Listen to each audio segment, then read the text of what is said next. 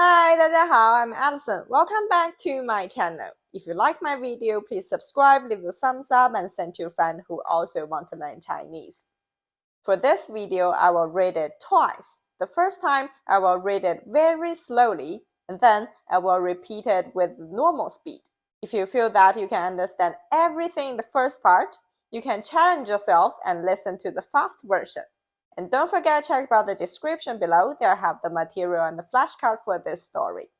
Are you ready for the listening practice?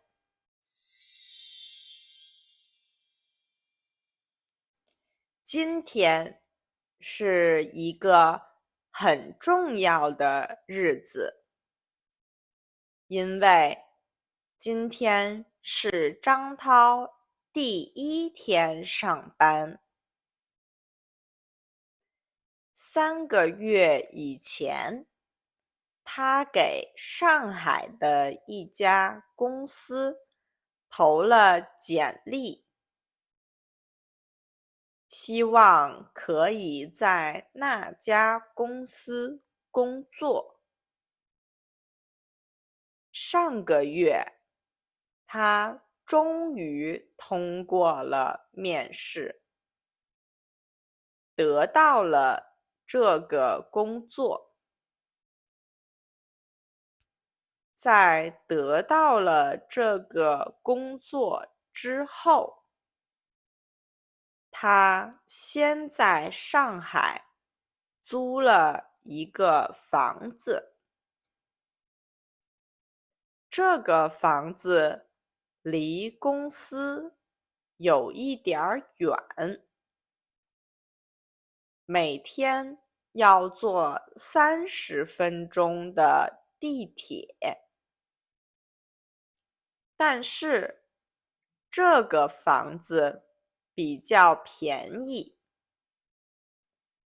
上海的房子太贵了，他租不起离公司很近的房子。上班的第一天，张涛担心自己会迟到，所以他7点就起床了。在去上班的路上，买了早饭，一边走一边吃。上班的时间，地铁里的人非常多，但是没有办法，他必须挤上去。从地铁站到他的公司还要走10分钟。下了地铁以后，他赶快往公司走，在9点之前到了公司。他发现他不是第一个到公司的人，很多同事已经到了。